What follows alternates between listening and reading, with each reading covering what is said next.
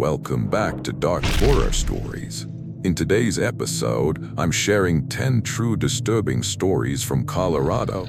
These are tales of people who ventured into lonely Forest Service roads, old cabins, washed-out pullouts, and forgotten mountain tracks, and found something they were never meant to see.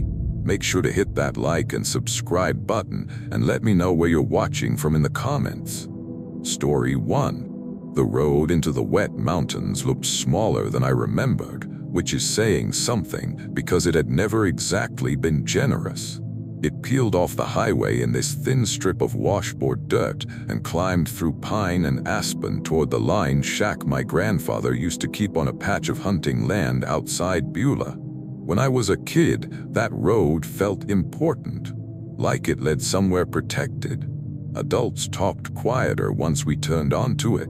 My grandfather always tapped the dashboard twice at the cattle guard, like it mattered. After he died, nobody touched the place for almost a year, and eventually it landed on me to go up, figure out what was worth saving, and decide whether to sell. I left Pueblo late because I'd been putting the trip off for weeks. My coffee from the gas station tasted a little like burnt plastic. I had a grocery list folded in the same pocket as the old property map. There were sunflower seed shells in the cup holder from some earlier drive I barely remembered. One of my earrings had gone missing that morning, and I kept touching the empty lobe without thinking. Stupid details, I know, but that's what I remember. Not dread, not some big dramatic feeling. Just my truck rattling, the seatbelt buckle clicking against the door, and that thin line of road winding uphill through trees that looked too close together. About 3 miles in, I found a strip of peeled bark propped carefully against my front tire when I stopped to open the gate. That's the first thing that bothered me. It was fresh, pale on the inside, and somebody had carved a little shape into it. Long legs, oval head, no arms. I remember staring at it longer than I should have, telling myself some hunter's kid must have done it, or one of the local teenagers maybe. It was October. People were around. That was the explanation I wanted, so that's the one I used. The shack itself sat in a clearing choked with waist-high grass and rabbit brush, the roof sagging in the middle but still intact. My grandfather's camp chair was folded against the wall where he always kept it. There was a cracked red fuel can beside the steps. The wind chime my aunt made from old spoons clinked once and then went still. I hauled my duffel inside, opened the shutters, and got hit with that smell old cabins get: dust, mouse droppings, cold wood, and maybe a trace of stove ash. Everything in there felt paused. There was a deck of cards on the table with one corner chewed off, a green thermos in the sink, a flannel shirt hanging behind the door, stiff with age. I remember feeling sad more than scared. I swept a dead moth off the bunk, aired the place out, and tried not to think too hard about being alone. Then I found the loft hatch open. It was supposed to stay latched flat to the ceiling. That's how my grandfather kept it, because raccoons used to get in and nest up there. But when I walked back in from unloading the truck, it was hanging down an inch or two, just enough to cast a dark split over the room. I actually laughed when I saw it, nervous maybe, but still. I told myself old wood shifts, heat, cold, warped hinges. That's the kind of sentence I kept feeding myself that afternoon. Old wood shifts, wind does strange things, cabins make noise. By dusk, the clearing had gone that Colorado blue-gray color where everything looks flat and far away at the same time. I heated canned chili on the propane stove. I checked my phone, even though I knew there wouldn't be service. I found my grandfather's flashlight in a drawer and replaced the batteries from a pack I'd brought. Normal little tasks, something to do with my hands. The first sound from the roof came while I was eating. 4 steps, not scrambling, not animal noise, just 4 slow, measured impacts moving from one side of the cabin to the other. I froze with the spoon halfway up and listened. Nothing. Then again, 4 more. I told myself it was branches, pine cones, maybe a raccoon after all, but it had weight to it. You can hear weight through a roof. It's different, more deliberate. I went outside with the flashlight and swept the beam over the shingles. Nothing, just black branches above me and a few pale flakes of bark lifting in the wind. The clearing looked wrong in that flat light, bigger than it should have. My truck sat where I'd left it, dust-coated, ordinary. I remember feeling embarrassed out there, like I was spooking myself on purpose. Inside, I shoved the table under the loft hatch without really admitting to myself that that's what I was doing. Around maybe 9 or 10, I'm not sure, I heard my grandfather clear his throat above me. Not a voice, just that exact rough little throat clear he used to do before speaking. I don't mean similar, I mean exact. I stood up so fast the chair tipped backward. My scalp prickled hard enough to hurt, and still I tried to explain it. Pipes. Wind through the stove flew. Some animal making a sound I'd never heard before. Your brain will work so hard not to accept what's right in front of it. Then something dragged slowly across the loft floor. The hatch sagged another inch. I don't know why I didn't run right then. Pride maybe, stubbornness. The same dumb part of me that had spent the whole day saying this place was just old and lonely and full of family junk. I grabbed the flashlight, climbed onto the chair, and shoved the hatch up with the handle. The beam hit rafters first, then old insulation, then the back wall, and then a face. No, something wearing one. It was crouched low under the pitch of the roof, too big to fit the way it was fitting, shoulders tucked in and head bent at an angle that made no sense.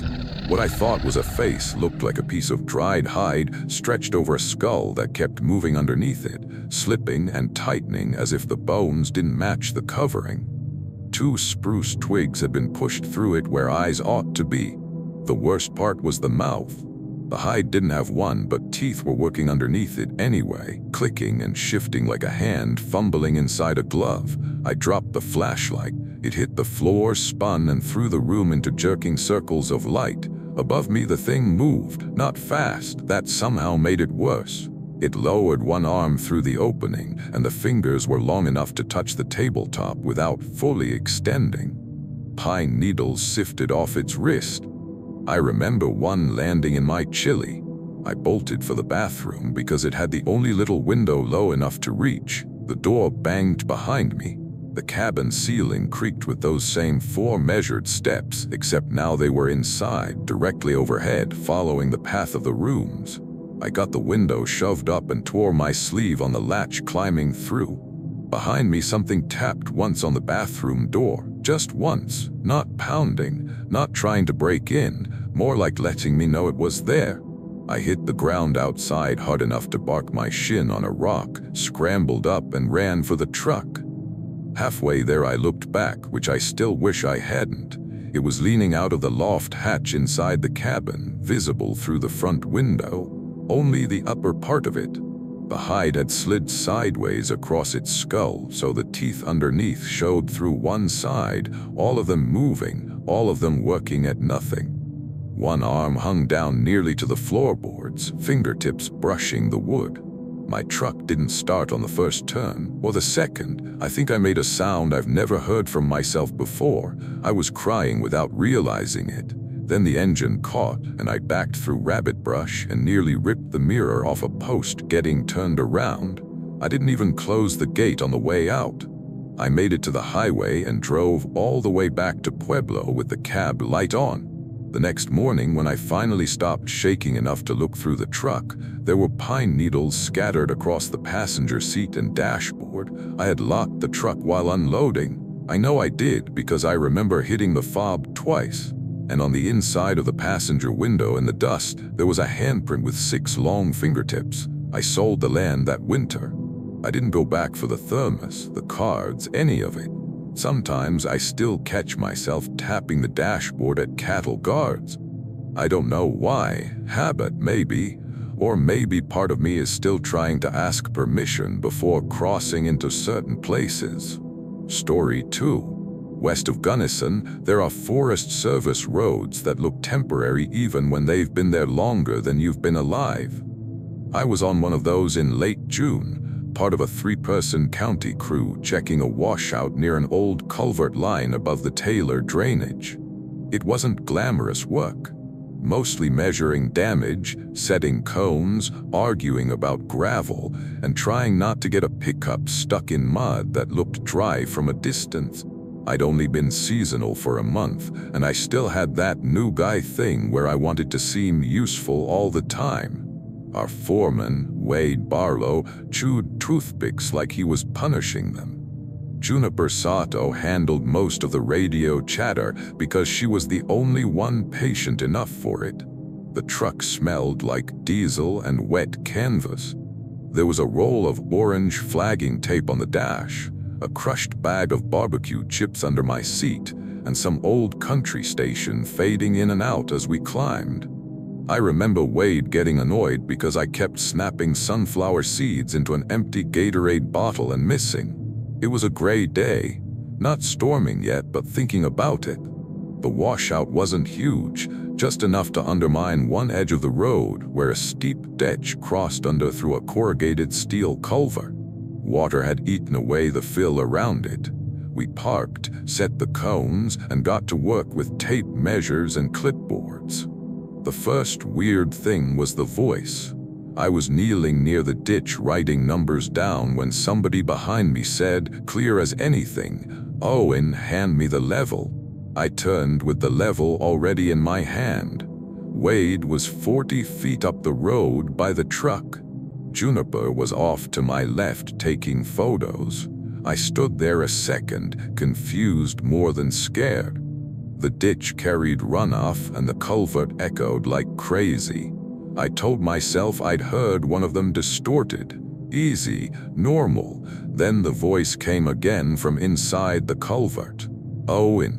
Same tone, same distance, like a man speaking through cupped hands. I didn't answer. I crouched and peered into the pipe, expecting to see maybe an animal or some local messing with us. It was dark inside, damp around the edges, and smelled like iron and creek mud. The far end should have shown a bright circle of daylight. Instead, it looked bent or shadowed, like the pipe had more length than it should have. I blinked hard and straightened up. Wade yelled, asking if I was deaf. Just work stuff. Just a long morning. That's what I went with. A little later, Juniper found one of our orange cones down in the ditch, even though neither of us remembered moving it. Wade said I'd probably knocked it over. I said maybe the runoff carried it. That was stupid because there wasn't enough water for that, but I said it anyway. We were all doing that by then, making explanations quickly, badly, because the alternative was admitting the place felt off. By early afternoon, the clouds had dropped low enough to graze the ridge. We ate lunch standing up. My turkey sandwich had gone warm in the cooler. Juniper complained about horseflies. Wade was fussing with the radio, trying to get a clearer line to dispatch. That's when his voice called from the culvert. Not similar, his voice. Juniper, bring the shovel. Wade was 10 feet from us, radio in hand. All three of us heard it. His face changed in this small, tight way I still remember. Not panic, not yet. Just that instant when a person's body reacts before their pride catches up. He walked to the ditch and stared down into the pipe. Nothing called again for maybe 30 seconds. The three of us just stood there in the wind with the cones rattling and the first mist starting to move through the trees. Then from inside the culvert, in Juniper's voice, it said very softly, "Don't let it out." I felt my stomach drop so suddenly it made me lightheaded. Wade said it was teenagers. Has to be. Some little punks down there somehow. He actually said that. Then he grabbed a pry bar from the truck and started down the slope.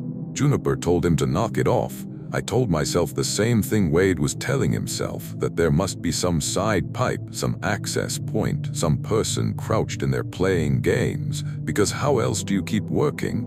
I followed him partway. I wish I hadn't. Mud around the mouth of the culvert was smooth except for one thing, an impression like a hand had pressed up from beneath the wet gravel, not on top, under it, 5 long shapes pushing toward open air. Wade saw it too. He said nothing.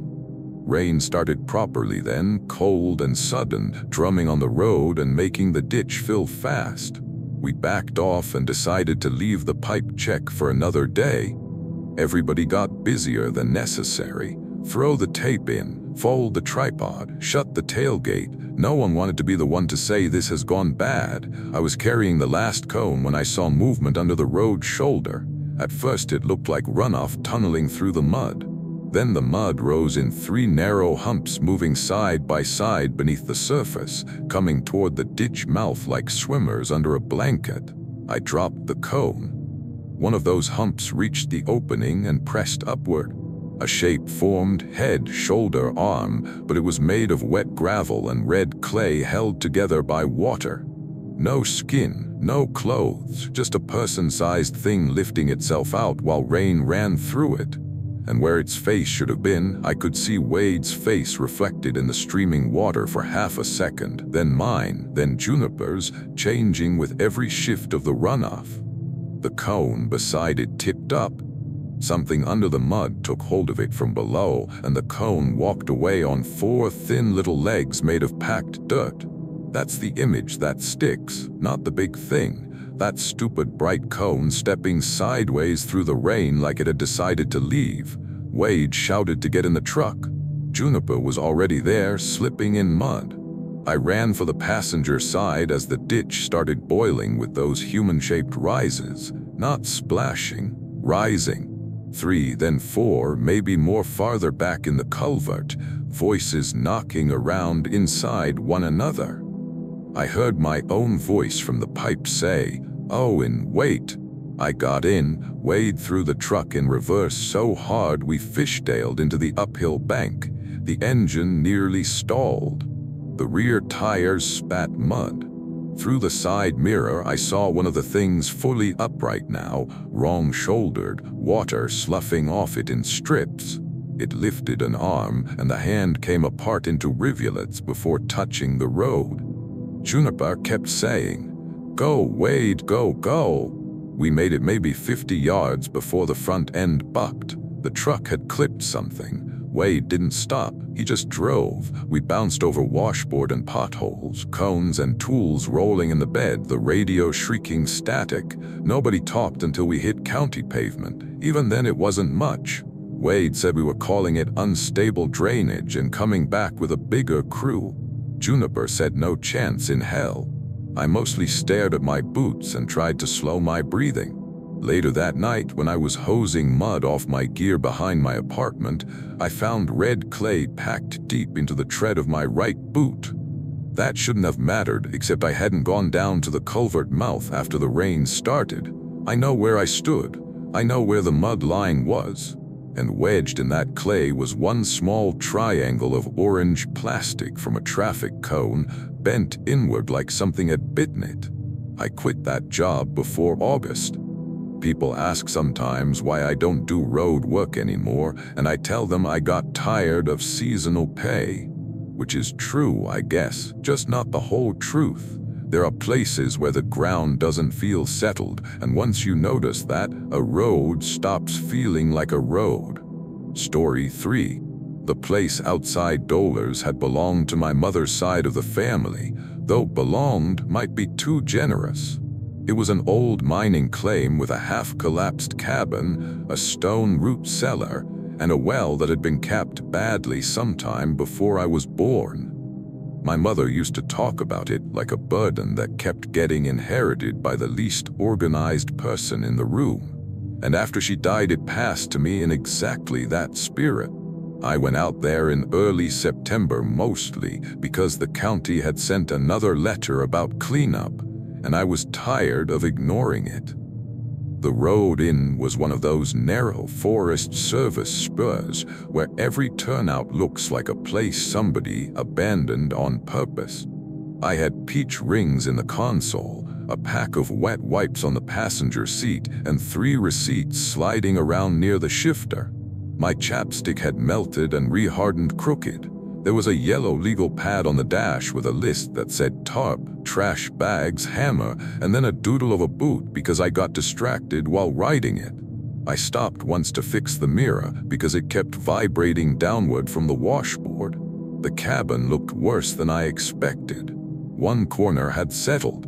The porch roof langed like it was tired. A wasp nest hung under the eaves, dead and papery. Somebody had left an old enamel basin upside down in the yard, and I could hear it ticking faintly as it heated in the sun. I wasn't scared, not then, just annoyed and a little sad. The root cellar door stood open. That caught my eye because I knew from family stories it had been nailed shut years ago after raccoons got in. I walked over, squinting into the dark, and saw one bent nail still hanging from the frame. Wind, I told myself. Rot, maybe a bear nosing around. The same sentence structure again, something explainable, something with weight and logic. I spent the first hour hauling junk into piles. Broken chair legs, rusted cans, a mattress spring, a crate full of mason jars fused together with mouse filth. One of the cabin windows had an old curtain still pinned up, faded blue with tiny strawberries on it. That detail got to me more than anything. Some woman, my grandmother maybe, or her sister, had picked that pattern once. Around noon I heard knocking under the floor. 3 taps, pause, 3 taps again. I stopped dragging a trash bag and listened. The cabin had gaps everywhere, woodpecker maybe, a branch hitting the skirting. I crouched, peered beneath the floorboards through a broken panel and saw only dirt, roots, and the stone edges of the foundation. Then the knocks moved, not louder.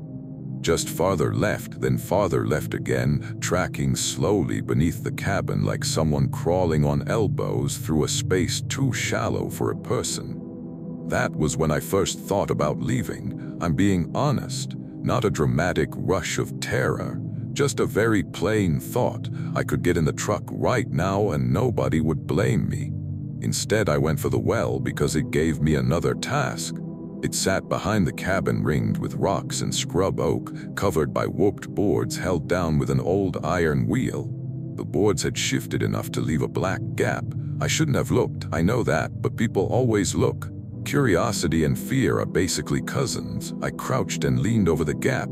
At first I only saw dim water far below and my own shadow across it. Then a cloud moved off the sun, light fell straighter into the shaft, and I saw a face looking back up at me. Mine. Eyes closed, not a reflection. My head was moving. The face below was still, pale and waiting in the dark water with its eyelids shut. I jerked back so fast I sat down hard in the dirt. My heart was pounding in my throat, and still, I tried to make it make sense. Weird angle, old glass down there, something reflective on the wall. I actually muttered that out loud like hearing it spoken might make it true. I packed 2 bags after that and told myself I was done for the day. As I carried them to the truck, the cabin door eased shut behind me, just drifted closed, no wind, nothing theatrical. It made one soft wooden click. I stood there with the bags cutting into my fingers. The air had gone cooler without me noticing, and the clearing had that late afternoon hush where even insects seemed to step back. Then from inside the cabin came the sound of pebbles being rolled around in a mouth. That dry clicking. I dropped the bags. The front window still had a dirty pane in it, enough to catch movement. I saw something pass behind the curtain, low at first, then rising too slowly, like it had to remember how height worked. I backed away until the heel of my boot hit the porch step.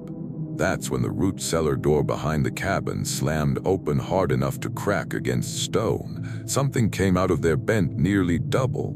It didn't rush.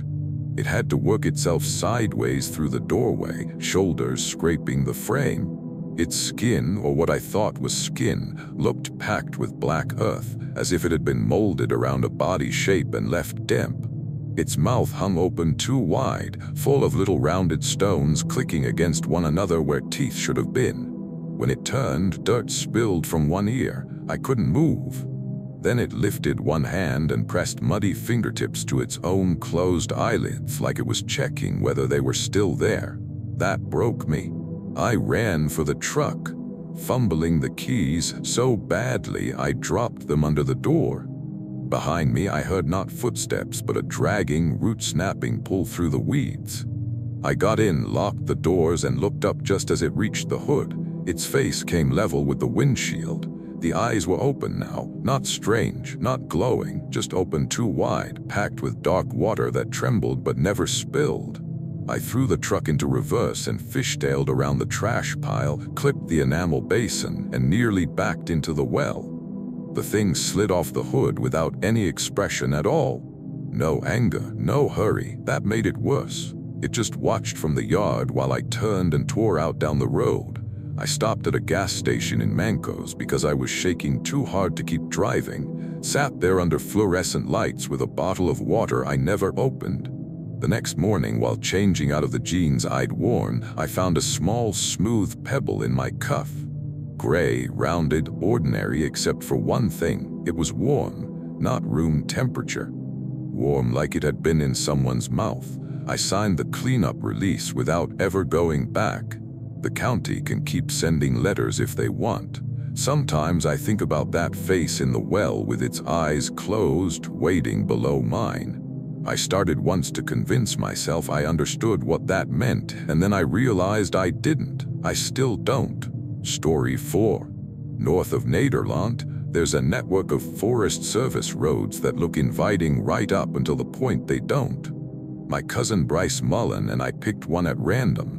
Well, not random exactly, but close enough for an overnight camping trip after a week of both of us pretending city life wasn't wearing us thin. It was early August. Dry, bright, and full of that high country smell that's half warm pine and half sun on dust. We'd done plenty of dispersed camping before. We weren't idiots, which maybe makes what happened harder to sit with. Bryce drove because his Tacoma handled ruts better than my old Subaru. We had cheap breakfast burritos sweating in foil on the console, a busted fly swatter in the back, 2 sleeping pads that wouldn't stay rolled, a deck of cards missing the Queen of Spades, and one of those tiny camp stoves everybody pretends is enough for real cooking. Bryce spent half the drive arguing with his map app and the other half drumming on the steering wheel. It felt normal, good even. The site we chose sat at the end of a spur road near a stand of aspens above a narrow creek. There was an old fire ring, a chopped stump someone had used as a table, and enough room for the truck and one tent. Not scenic exactly, but private. The first odd thing was a footprint, not on the ground. Halfway up an aspen trunk about eye level, there was a single bare footprint pressed into the pale bark like it had grown there. Toes, arch heel, perfectly detailed. Bryce laughed and said somebody had carved it as a joke. I touched it. The bark surface wasn't cut. It was just shaped that way. Still, I said maybe the tree healed around some old mark. Maybe kids messing around years ago. Maybe whatever. We both wanted to keep unpacking, so we did. We spent the afternoon doing unimportant things, filtering creek water, failing to level the tent, swatting at flies, arguing whether clouds meant weather or just looked dramatic. I sliced my thumb opening a packet of jerky and wrapped it in a Band-Aid from the truck kit. Bryce found a single pink hair tie near the fire ring and hooked it around the antenna like a trophy. Mundane, harmless. Just before sunset, I noticed somebody else's campsite farther into the trees. At least I thought that's what it was. There were strips of bark leaning against trunks in a rough line, each one standing upright in the needles. Not enough to be firewood, not random enough to be debris. Deliberately placed. Hunters marking something, Bryce said. Yeah, I said, though it didn't look like that to me. We heard the first matching footsteps after dark. If you've spent time in the woods, you know the difference between hearing movement and hearing something keep pace with you. We de-walked to the creek to brush our teeth, and every time one of us stepped, something off to our right stepped too. Same rhythm, same pause when we stopped. I called out, figuring another camper was messing with us. Nothing answered. Bryce shined his headlamp through the trees. It caught bark, branches, drifting insects. No person. Back at camp, we tried to laugh it off. Wind, moving deadfall. Deer, echo, that was the order we gave it. One explanation each. Get through the night. Maybe an hour later, the truck alarm chirped once. Not the full alarm, just that little warning beep it makes when a door gets tested. Bryce clicked his light on and we both stared at the truck silhouette. No movement. He went out there with his flashlight while I stood by the tent holding a hatchet I had absolutely no business holding like a weapon. The truck was locked. Nothing touched. Pink hair tie still on the antenna. Then Bryce said, real quietly, "Declan." I came over.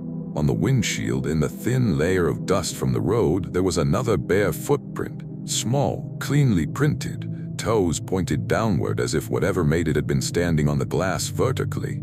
Neither of us said much after that. We got into the tent fully dressed, which should have been a clue to ourselves. I kept my boots on. Bryce kept the truck keys under his thigh. The forest outside had gone too still, not silent exactly, but paused in a way that felt expectant. Sometime in the night, I thought maybe around 1, but who knows, we heard fabric scratch from the tent's far side. Not claws, not pawing, more like someone dragging dry strips of paper across nylon. I whispered Bryce's name. He was already awake. The scratching moved slowly around the tent. Front, side, back, never pressing in, just tracing us. Then it stopped above my head. I looked up and saw a shape through the fabric where the moonlight hit it. Long and narrow, hanging over the tent from above, too tall to be standing beside it. Like something had leaned down from a branch. Bryce mouthed, "Don't move." The shape slid away. A minute later, we heard the truck's antenna flex and snap back, then footsteps, deliberate and spaced too far apart, circling the camp. At dawn, we made our choice without speaking about it. Pack fast, no breakfast, no cleanup, get out. I shoved sleeping bags into sacks. Bryce collapsed the tent. My hands were shaking enough that I kept missing buckles. When we lifted the rainfly, I saw 3 fresh scratches on the inside panel. Inside, long, pale lines running from the floor upward, as if something had dragged fingers from within the tent trying to get out. That should have been the end of our denial, but even then I said maybe a pole tore it. Maybe gear shifted. The human brain hates surrender. We had the truck half loaded when Bryce stopped, looking past my shoulder. At the tree line between 2 aspens, something stood so still I hadn't noticed it until then. It looked at first like a section of peeled trunk left upright. Then it turned. The front of it opened in thin, pale layers, not skin, not clothing, but strips like wet bark peeling back from a darker center. No face I could understand, just those layers parting as it angled toward us. One arm lifted, and the hand had too many joints, bending softly like a branch in wind. On the aspen beside it, at about 7 feet up, another bare footprint pressed slowly outward through the bark from the inside. That's the sight I still get sometimes when I close my eyes. Bryce didn't tell me to run. He just threw me the keys and yelled, "Creek side." We split. He grabbed the food bin and crashed downhill toward the creek while I looped wide around the truck and doubled back, because maybe some dumb part of me thought if it followed him I could swing the Tacoma around. I heard branches snapping uphill, then nothing, then something pacing me again, hidden but close. I made it back to the driver's side, jumped in, and started the truck. Bryce burst out of the trees 30 seconds later, one sleeve torn, face white as paper. He didn't look behind him when he got in. He just shouted, "Go." I did. We left half our gear, the stove, 1 cooler, all of it. A week later, when Bryce finally unpacked the Tacoma, he found the pink hair tie braided tight around the steering column under the dashboard where neither of us could have dropped it by accident. We never camped off a spur road together again. People assume that means we got soft. Fine, let them. They didn't see a tree make room for a foot that wasn't there the second before. Story 5. Rabbit ears in early winter has a way of making you feel like you've already made a mistake. I was driving a Forest Service road outside Steamboat because my regular route had backed up, and I'd gotten overconfident with a paper map I barely knew how to fold. This was a few years ago, before I learned to respect bad shortcuts. The road wasn't completely buried yet, just ribboned with old snow and edged by drifts where the shade held longer. Gray sky, dirty ice, everything smelling faintly like wet wool and windshield fluid. I had stale fries in a napkin on the passenger seat. My gloves were still damp from pumping gas. A cracked tube of lip balm was rolling around near the emergency brake. I remember the radio playing one song I liked and then dissolving into static once the trees closed in. I was annoyed, not nervous. That matters. I want that clear. I wasn't out there hunting trouble. The figure appeared around a bend, just past a locked summer gate. At first I thought it was a cross-country skier because of the way it moved in the road center, straight-backed and steady. Then I got closer and saw there were no skis, no coat either, not really. Just a long pale sweater or dress hanging damp around the knees, and bare feet. That's what made me brake. The woman, if it was a woman, turned toward the SUV with her hand raised like she wanted a ride. Her hair hung dark and wet against her shoulders. She looked cold enough to die. I remember that exact thought. If I pass her and she dies, I'll have to live with that. So I rolled the window down an inch. She leaned slightly, not enough for me to see her whole face, and said, "The road is wrong ahead." Her voice was thin but normal. Human. I asked if she was okay, if she needed help, and she nodded once. Slow, delayed, like she was deciding afterward what my question must have been. Hypothermia, I thought. Shock. Lost. It made sense. It made too much sense not to grab onto. I unlocked the passenger door. The second she got in, the inside of the SUV felt colder in a way the heater couldn't touch. Not drafty, just emptied out. She smelled like wet leaves and old pennies. I asked where she came from. She looked out the side window and said, "From farther down." I asked if somebody was with her. She didn't answer for a few seconds, then said, "Not now." Again, weird but explainable. People in distress say strange things. I told myself this all while my hands tightened on the wheel hard enough to ache. Snowmelt from her feet pooled on the floor mat, but the water looked dark, almost black against the rubber. That bothered me more than it should have. I kept talking because silence felt worse. Told her I could take her back to the highway, maybe to the ranger station if it was open. Asked her name. She turned her face a little toward me and said, "I don't think that helps." I laughed once, short and fake. Okay. The road narrowed, and the trees leaned in. My headlights caught little white bursts of snow shaking from branches. The woman sat perfectly still, hands folded in her lap. I realized after a minute that she hadn't buckled the seatbelt, so I reached over and pulled it across for her. Her arm under the sweater felt wrong, not cold, hollow, like I'd pressed against layers of cloth wrapped around empty space. I jerked my hand back so fast I smacked the gear shift. She turned then fully to look at me. Her face was ordinary enough that first second. Too pale maybe, lips colorless, wet hair stuck to one cheek. But when she blinked, her eyelids moved sideways from the bridge of her nose out toward her temples. I almost drove into a snowbank right there. Maybe I imagined it, I told myself immediately. Fear can do that. Stress, weird lighting from the dash. I was saying those things in my head while every part of my body was trying to get away from the person beside me. Then she smiled. Every tooth in her mouth was narrow and curved like clipped fingernails pressed into pink gums. I made a sound and hit the brakes. The SUV slid, fishtailed, and thumped to a stop against packed snow on the shoulder. She didn't lurch with the movement, didn't brace. She just stayed upright, smiling that tiny smile. "You stopped too early," she said. I grabbed the door handle. It wouldn't open on the first pull because I was yanking at the lock wrong. By the time I got it, she had leaned toward me, and the profile of her face stayed turned toward the windshield while the front of it tilted in my direction. Like the features weren't attached to the same angle as the skull underneath. That was the worst visual part, not the teeth, that impossible split in orientation. I threw myself out into snow up to my knees and ran. I didn't have a plan, just distance. The road, the ditch, my own ragged breathing. Behind me, I heard the SUV idling with the driver door open. No footsteps, no pursuit sound I could place. That somehow made it worse because it meant I had to choose when to look back. When I did, she was standing beside the open passenger door, bare feet in snow, no tracks leading to her.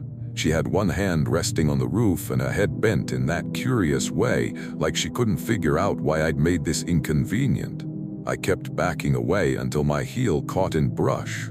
My phone had one bar for half a second, then none. I thought about dropping down the slope through the trees, but the snow was deeper there and I'd lose sight of the road entirely. Then from farther behind me, back toward the locked gate, I heard a snowmobile. Real sound, mechanical. Loud, ugly, beautiful. I started screaming, waving both arms. The rider came around the bend maybe 20 seconds later or a year later, I don't know. A guy in a red shell jacket. He braked hard when he saw me. I pointed toward the SUV. The passenger door was closed. The woman was gone. The snowmobile rider helped me back to the vehicle. He asked if I'd hit my head, asked if there'd been another car. I could barely answer. Inside, the passenger floor mat was soaked black, not with mud, not oil, just dark water that smelled like pennies and leaves. He followed me back to the highway. I left the SUV at a service station overnight because I couldn't stand to sit in it any longer. The next day when I picked it up, the seatbelt on the passenger side had been twisted into a tight braid from latch to pillar. Not tangled, braided, 3 clean strands woven together all the way up. Nobody at the station admitted touching it. I traded that SUV in before Christmas, not because I thought it was haunted exactly. I don't know what I thought. I just couldn't drive at night without imagining the passenger profile turning one way while the smile faced another. Story 6. Grand Mesa in late summer can feel wide open until dusk. And then all that open space turns on you. I was up there with 2 friends, Rowan Bell and Myril Duarte, doing what we called a casual photo weekend, which meant spending too much money on gas to stand around alpine lakes arguing about lenses. We took a Forest Service road off the main route near one of the smaller reservoirs and found an old pullout where somebody had once tried to make a campsite out of pure optimism. The truck bed was full of camera cases and junk food. I had a cold slice of pepperoni pizza in a zip bag, spare batteries in an Altoids tin, a bottle of bug spray that had leaked onto one of the straps, and a tripod with a leg that never locked right. Rowan kept losing lens caps. Myril had brought fancy coffee gear for no reason and spent the first half hour swearing at a hand grinder. It was the kind of trip where nothing important is supposed to happen. The first sign something was off was the orange flagging tape. There were little loops of it tied to branches around the pullout, maybe 8 or 9 of them, all fresh enough to still be bright. Not trail markers, not survey lines. Each strip had been tied in a neat bow, the kind you'd use on a child's shoe. Rowan thought hunters had marked game trails. Myril thought maybe some family had played scavenger hunt games. I thought it was odd, but not enough to leave. That's the truth. We notice weirdness in the woods all the time and file it under somebody else's business. We spent the afternoon shooting reflections on the reservoir and clouds building over the far ridge. Myril made terrible coffee. Rowan stepped in mud up to the ankle and acted like he'd lost a limb. I took a dozen pictures of the same dead tree because the light kept changing. Near sunset, Rowan called us over to check a burst of images he'd taken from the shoreline. In the far background of every frame, on the opposite bank, there was a woman standing among the reeds. Same position in each shot. Back turned, dark dress hanging straight, too far away to make out details but distinct. We hadn't seen her while shooting, not one of us. Great, Myril said. Random person in every landscape shot. We zoomed in. Something about the proportions looked wrong. The shoulders too narrow maybe, or the way the dress spread into the reeds. Still, we did what people do. We rationalized. Another photographer, fisherman's wife, somebody collecting plants. The lake echoed oddly. Maybe she'd been there the whole time and we just missed her. Then I checked my own camera. She was in mine too. Closer, not much. Maybe 20 feet closer to our side between one frame and the next. but enough that my stomach tightened. We all laughed a little too hard, packed up, decided we'd eat at camp instead of staying for blue hour shots. Back at the pullout, there were more bows, fresh ones, tied lower now. On the tent guy line, on the truck mirror, on the handle of the hand grinder. Orange loops neat as gift wrap. No one said hunters anymore. We cut them off, all of them. Rowan actually stomped one into the dirt like that meant something. Dusk came down fast over the water. We made instant noodles and barely touched them. Nobody wanted to be the first one to suggest leaving, which in hindsight is ridiculous. Pride is such a stupid survival instinct. The cameras kept clicking on by themselves, not firing, just waking from sleep with those little electronic blips, screens glowing in the dark. Rowan said maybe moisture was messing with the contacts. Myril said maybe the bags were pressing buttons. I nodded along because the alternative was worse. Finally, I pulled the memory card from mine and started scrolling under my headlamp. There were 12 new images, all taken after I'd put the camera away. Each one was from inside the truck, aimed outward through the windshield. In every shot, those orange bows hung from the rearview mirror in a row. And beyond the glass, just at the edge of the headlight spill, the woman stood facing the camera now. Her dress wasn't fabric. It was layers of wet branch and reed hanging in strips down a narrow body.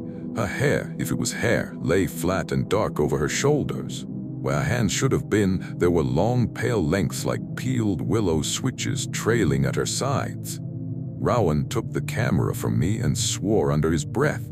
Myril said we were leaving. Nobody argued. We packed in a frenzy, half dropping things, stuffing expensive gear in without padding. That was when we heard the boat bump the shore. There hadn't been a boat. The reservoir behind the trees had been empty all evening, and yet clear as day came the soft knock of a wooden hull tapping rock. Once, twice. Then a latch clicked, not from the lake, from Rowan's chest. He was wearing a camera harness with a little metal sternum buckle. It snapped open on its own. We all turned at the same time because something moved between the trees. She was closer than she should have been, maybe 15 yards away, standing where there had been open ground seconds before. I only got a real look once, that's enough.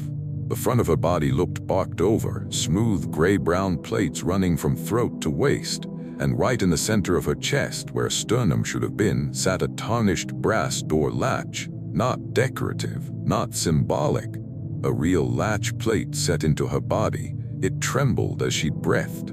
Myril made this short, terrified sound and backed into the truck. Rowan dropped a lens. I don't remember deciding to move, but suddenly we were all shoving gear into the cab, abandoning half of it. The nearest shore barrier wasn't the road, it was the water. There was a little aluminum fishing boat chained at the shoreline on our side, not ours, just there. We ran for it. Behind us, all through the brush, I could hear those soft bow-knot sounds, fabric tightening. We unchained the boat by pure luck because Rowan's multi-tool was already in his pocket. Myril pushed off while I nearly fell in trying to grab the oars. The boat scraped free and drifted out into black water. On shore, the woman stood among the reeds without following. She raised one hand. One of those pale, switch-like fingers hooked under the latch at her chest, and opened it. Inside was only darkness, but not empty darkness. Water moved in there. I could hear it sloshing from 30 yards away. We rowed badly and hard until the opposite shore took us. By the time we got back to the main road, after hiking around the lake and getting help from a ranger who definitely thought we were overreacting, it was close to dawn. Weeks later, once I could stand to look through the recovered cards, I found one last image on an SD card that had been in Rowan's bag. It showed the inside of my truck after we fled. Empty seats, gear piled everywhere, and hanging from the mirror perfectly centered were 3 orange bows tied in fresh loops. I sold most of that camera setup after, not because of cost, because I got tired of wondering whether some pictures are taken by the person holding the camera. Story 7. I was doing contractor maintenance on a communications repeater in the Rio Grande National Forest when the road trouble started. It was late October, shoulder season, cold enough in the mornings for your breath to hang, but not enough snow yet to make the job impossible. I'd drawn the short straw because the access spur was washed out in 2 places, and the company truck with the bucket rig handled rough roads better than the little utility vans. So up I went alone with a clipboard, a socket set, a blue roll of shop towels, and exactly the kind of optimism that comes from wanting to finish before dark. The cab smelled like coffee and vinyl. I had protein bar crumbs in my lap from breakfast, a pen that kept skipping on the checklist, and an old local radio station fading in and out between Spanish songs and farm reports. One of my gloves had a torn seam at the thumb. There was a bundle of zip ties on the dash because I'm one of those people who solves half of life with zip ties. About halfway up, the road crossed a drainage through a metal culvert under the packed dirt. Nothing unusual there. Mountain roads are full of them. I only noticed this one because something was tapping from inside it. 3 quick taps, pause, too slow. I stopped the truck, engine idling, and listened. Same pattern again, metal expands, rocks shift, water knocks debris around. That was my immediate mental list. The smart, boring possibilities. I even got out and crouched near the ditch to prove to myself I wasn't getting jumpy over plumbing. The culvert mouth was dry except for a ribbon of dark seepage along one edge. No visible animal, no debris lodged in there. I rapped the pipe with my knuckles and the sound rang deep into the hill. A few seconds later, from farther inside, something rapped back. Not an echo, delayed, deliberate. I stood up so fast I smacked my shoulder on the truck mirror. Then I laughed at myself, actually laughed, because what else do you do when your nerves get ahead of your pride? The repeater site was a fenced enclosure with a squat equipment shed and a pole tower above the trees. Nothing up there felt supernatural, just lonely. I ran diagnostics, tightened hardware, swapped a weather seal, and spent 20 minutes cursing a stubborn panel latch. By then clouds were piling over the ridgeline and the wind had started pushing cold through the clearing. When I went to pull a spare cable from the storage bin, the coil came out braided. Not tangled, braided. 3 clean strands woven together all the way from one end to the other, and threaded through that braid were lengths of dark hair. I remember holding it with my mouth dry, trying so hard to reason it out. Some idiot prank from the last crew, rodents dragging nest material. Hair caught in the spool, but the braid was tight and even nicer than anything I can do with my own hands. I dropped it in the bin and decided I was leaving before the weather hit. By the time I got back to the culvert, crossing the light had gone that stormy green-gray that makes every ditch look deeper. The tapping started again before I even put the truck in drive. 3 quick, pause, too slow. This time it came from under me. I drove forward anyway. 10 feet past the crossing, the engine coughed and died. No warning, just off. I tried the ignition. Nothing. Again, nothing. Rain started hard, drumming on the roof, and the windshield fogged almost instantly. I hit the defrost and wiped the glass with my sleeve. That's when I saw the handprint on the inside of the windshield. High on the passenger side, fingers spread wide in the fog, then another lower down, then another, appearing one after the other across the glass as if something invisible were climbing over the dashboard toward me. My whole body locked. I jerked around expecting to find somebody in the cab, but the passenger seat was empty, tools where I'd thrown them, shop towel on the floor, nothing else. When I looked back, the prints were still forming in the fog, slow and wet. Outside the passenger window, something moved beneath the truck, long arm first, then a shoulder.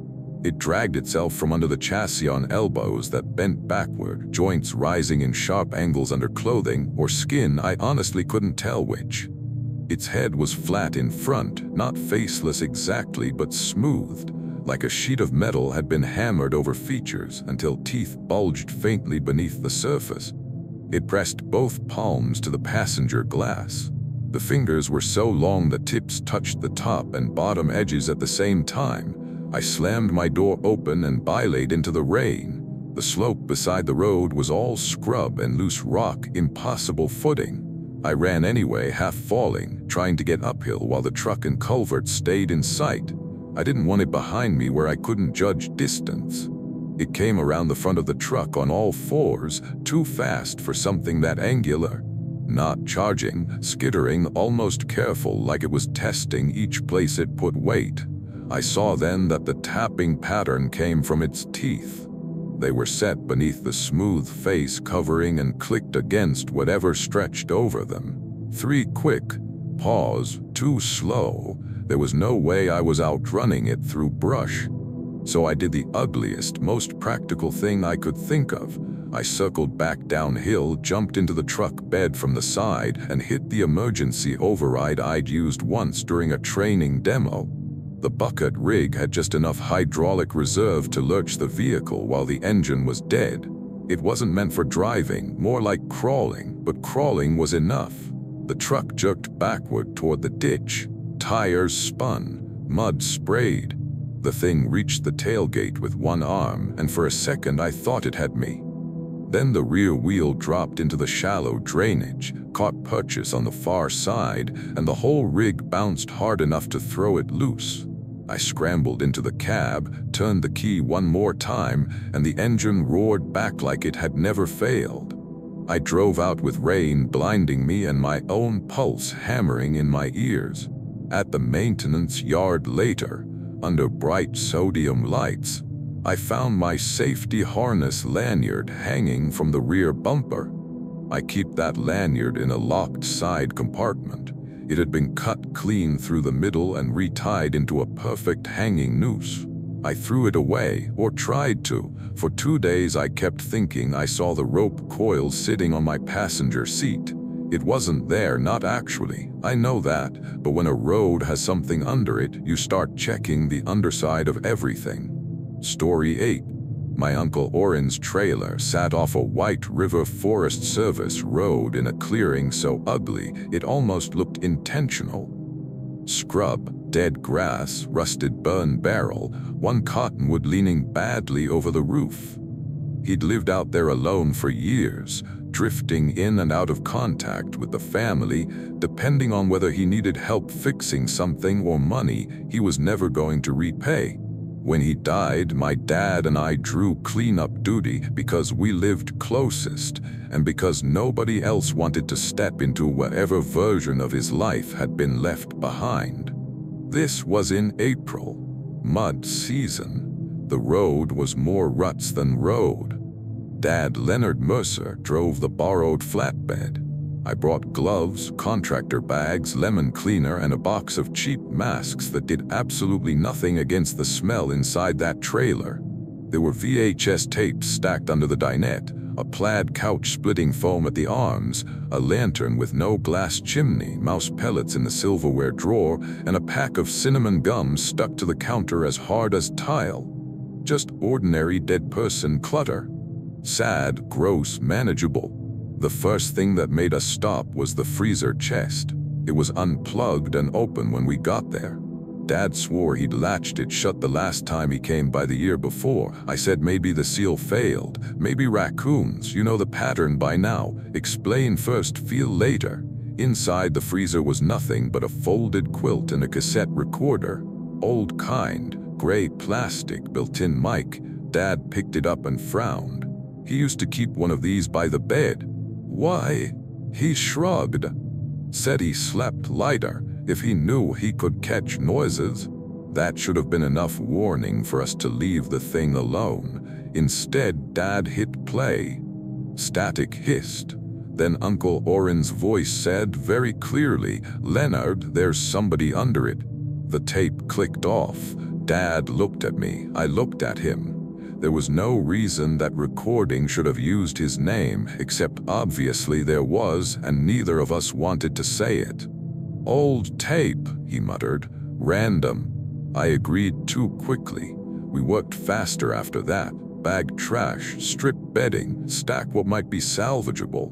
At one point, Dad crawled halfway under the trailer to check the tie-downs and came out pale, saying the skirting had been pulled loose on the far side. I blamed wind, dogs, teenagers. Any cheap explanation would do. Around late afternoon, I heard my father call my name from the tree line. "Caleb." Just one time, normal volume. I turned automatically. Dad was inside the trailer bathroom, maybe 10 feet behind me, swearing at a stuck medicine cabinet door. The voice came again from the woods. "Caleb, come here." Dad heard that one too. I could tell by the silence that followed. He stepped out of the trailer and asked, "Who's out there?"